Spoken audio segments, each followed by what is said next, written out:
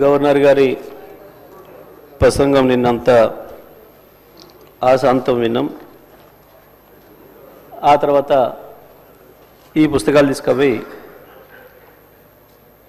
మధ్యాహ్నం నుంచి సాయంత్రం వరకు మళ్ళీ తిరిగేసి కూడా చదివినాం అధ్యక్ష.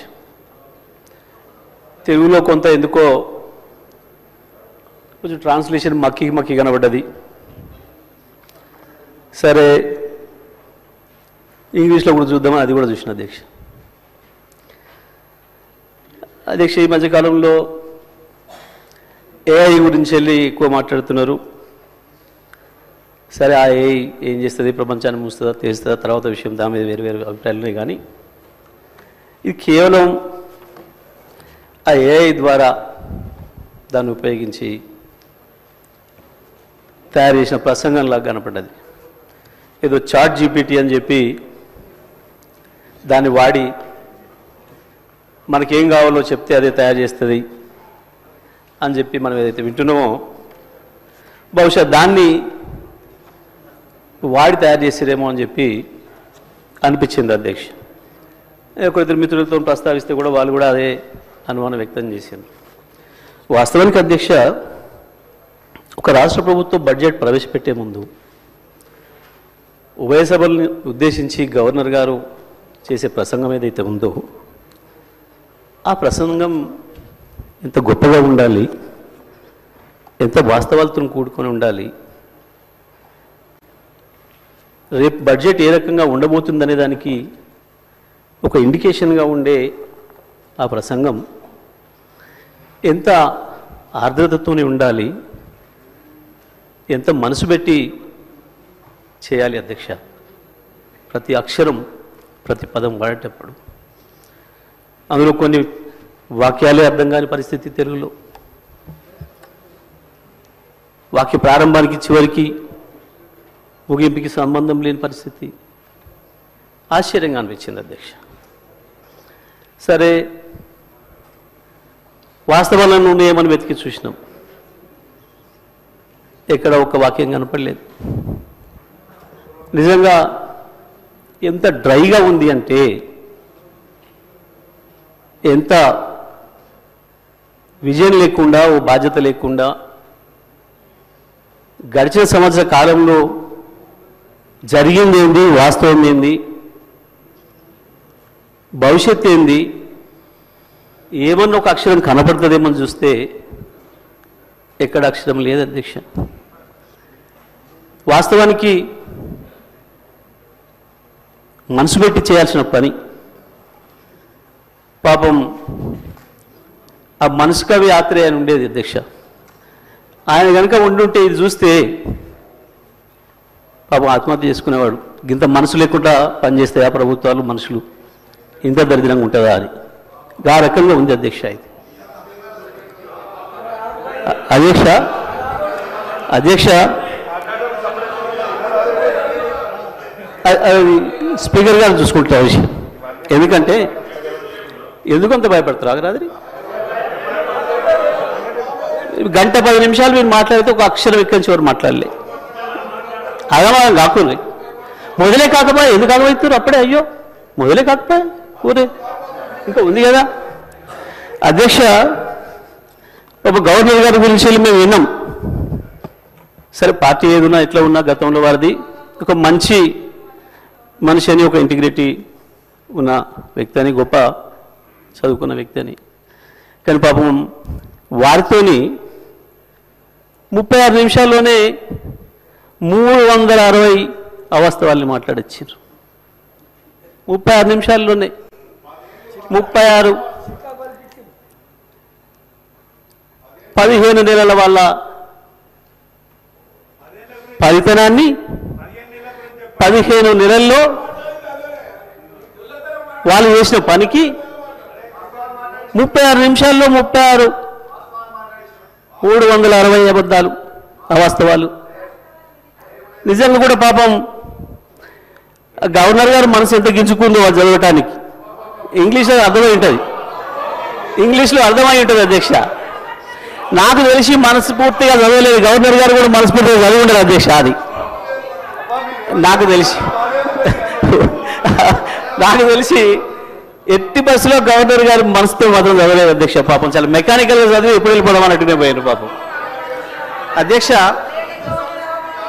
సరే, ఇది ఒకవైపు అధ్యక్ష నేను చదివిన మిత్రులతో మాట్లాడుతున్నా, దీన్ని ఎక్కడ మొదలు పెట్టాలి, ఎక్కడికి పోవాలి, ఇది నేను ఆలోచన చేస్తూ ఈ మధ్యకాలంలో నేను రైతుగా జరుగుతున్న పరిణామాలు, వ్యవసాయ రంగంలో వస్తున్న పరిస్థితులు, ఎండిపోతున్న పంట పొలాలు ఎక్కువ తిరుగుతున్నా కాబట్టి అక్కడ రైతుల దగ్గరికి వెళ్తున్నా, రైతులతోనే ఉంటున్నా కాబట్టి ఆ రైతుల్ని కలిసి మధ్యకాలంలో ఎక్కువ మాట్లాడొచ్చు కాబట్టి ఒక్కసారి అదే రైతులతో ఒకసారి మాట్లాడి చూద్దాం. అయా రాష్ట్ర ప్రభుత్వం గవర్నర్ గారి చేత ఈ రకంగా మాట్లాడించింది ఇవాళ. సరే, నేను వచ్చిన ప్రతిసారి మీరు నీళ్ళ గురించి కొట్లాడిన సార్, మీరు అసెంబ్లీలో మాట్లాడిన సార్ అని అడుగుతున్నారు. నాకు అవకాశం వస్తే మాట్లాడతా అని చెప్పిన, ఇక్కడ మరి స్పీకర్ గారు ఇస్తే కదా మాట్లాడాల్సింది మేమని. సరే, నా అదృష్టం కొద్దీ మా అధ్యక్షుల గారు, మా నాయకులు కేసీఆర్ గారు దీనిపైన నన్నే మాట్లాడమని చెప్పిండ్రు. ధన్యవాదాలు వారికి. మీ ముఖ్యమంత్రి గారి దూరంగా ఏం లేడు, రెండు కామెంట్స్ బంద్ చేయండి. ఇక మీ ముఖ్యమంత్రి గారి దగ్గరనే ఉన్నాడు. ఎక్కువ మాట్లాడవద్దు, ఇక నాకు ముందట ఎక్కువ మాట్లాడుకొని మూసుకోండి. అధ్యక్ష, మాట్లాడితే ఆ రైతులకే వినిపిద్దాం ఈ విషయం కూడా అని మొత్తం వినిపించిన అధ్యక్ష తెలుగులో ఫోన్లోనే. నేను మొన్న పోయినప్పుడు ఒక తండ పోతుంటే ఇటువైపు మళ్ళీ పెద్ద మట్టి గుట్టలు కనబడుతున్నాయి. ఆగిన మళ్ళీ ఎందుకు వచ్చినాయి ఈ గుట్టలు, మట్టి గుట్టలు అని. బావులు తీయడం మొదలైంది అధ్యక్ష. మళ్ళీ సరే చూద్దాం ఈ బావికి ఎంత ఖర్చు అయింది, నీళ్ళని ఊరుతున్నాయని చెప్పి కారు దిగి బావి దగ్గర పోయినప్పుడు అక్కడి నుంచి గొర్రెలు వస్తున్నాయి. గొర్రెలు కాసుకున్నాయి రైతులు, గొర్రెల కాపర్లు కూడా, సోదరులు కూడా వచ్చారు. వాళ్ళకే చేసిన అధ్యక్ష. వెంకట్రాములు, రాజయ్య ఇద్దరు ఎందుకు రైతుల గురించి భయపడుతున్నారు, గొర్రె కాపర్లు రైతులనే భయపడుతున్నారు అధ్యక్ష. వాళ్ళకే మాట్లాడిన అధ్యక్ష నేను. ఎందుకంటే ఇది ప్రజలకు సంబంధించిన బడ్జెట్ కాబట్టి ప్రజలతోనే మాట్లాడినా మీలాగా కమిషన్లు ఇచ్చినట్టు మాట్లాడలేదు. నేను రైతులతో మాట్లాడిన అధ్యక్ష. మా వెంకటరామయ్య, మా రాజన్న ఇద్దరికి వినిపించిన, మా రవినాయక్ కూడా వినిపించి ఇది ఏం మాట్లాడలేదు దీని మీద, నేను ఎట్లా అనిపిస్తుంది అని అడిగిన. ఇలా నీకు అర్థం కాదేమో సార్, దీంట్లో మా ఊర్లే వెంకటయ్య అని ఉండే, ఆయన ఊర్లో ఏతులు వెంకటయ్య కూడా అందరూ ఆన్ కథ ఉంది ఇలా అన్నారు. ఏం కథ అని అడిగిన. ఏ లేదయ్యా, ఒకరోజు పొద్దున్నే ఆయన భార్య సర్పంచ్ కాడికి వచ్చింది. ఆయన భార్య సర్పంచ్ కాడికి వచ్చి కంప్లైంట్ చేసింది, మా వెంకటయ్య నన్ను కొట్టిండు, జర పిలిపించి మాట్లాడమని చెప్తే ఆయన పిలిపించిండు పెద్ద మనిషి. ఎందుకు కొట్టి ఏం సంగతి అని అడిగితే, నేను మా అమ్మగారింటికి నువ్వు పాలు వేద్దామని అన్నాడు, నేను పోస్తా అన్నా. నువ్వు పాలు వేస్తే ఊరుకోను అన్నాడు, నేను పోసి తీరుతానంటే నన్ను కొట్టిండు. పాలెక్కడి, నీకు బర్రె లేదా, పాలెక్కడి అని చెప్పి ఆయన పెద్ద మనిషి అడిగిండు అధ్యక్ష. అడిగితే నాకు 4 బర్రెలు ఉన్నాయి అన్నాడు అధ్యక్ష. ఈ 4 బర్రెలు ఎక్కడిదా, నీకు ఒకటి కూడా లేకపోయా, మా ఊరందరం చూస్తుంది 50 మంది ఉన్నాం, అందరూ తెలుసు, నీకు బర్రెలు లేవా ఎక్కడిదా అంటే, అధ్యక్ష పోయిన బర్రె దొరికితే, సచ్చింది బతికితే, పోయింది దొరికితే, మా అత్తగారు ఒకటి పెడితే నేను ఒకటి కొంటే నాకు 4 బర్రెలు ఉంటాయి, నాకెందుకు లేవు 4 బర్రెలు అన్నాడు. ఇది కూడా అట్లనే ఉంది అధ్యక్ష ఈ గవర్నర్ గారి ప్రసంగము. అంతకు మించి ఒక అక్షరం కూడా తేడా లేదు. ఎక్కడ ఇచ్చారు అధ్యక్ష? రైతులకు రుణమాఫీ చేసినారు, రైతు భరోసా ఇచ్చినారు, 12,000 రూపాయలు నా ఈడిఎస్ కార్మికులకు ఇచ్చినారు, 12,000 రూపాయలు నా ఆటో కార్మిక సోదరులకు ఇచ్చినారు, 2,500 రూపాయలు మా మహాలక్ష్మి అక్క చెల్లెలకు ఇచ్చినారు, రైతులకు బోనస్ ఇచ్చినారు, తులం బంగారం ఇచ్చినారు. ఏమి ఇచ్చిన అధ్యక్ష? నా విద్యార్థి సోదరులకు స్కూటీలు ఇచ్చినారు అధ్యక్ష. 2 లక్షల ఉద్యోగాలు ఇచ్చి సంతోషంగా పెట్టినారు. ఎక్కడిచ్చిన అధ్యక్ష? ఎక్కడిచ్చి? సార్ గౌరవ సభ్యులు మాట్లాడి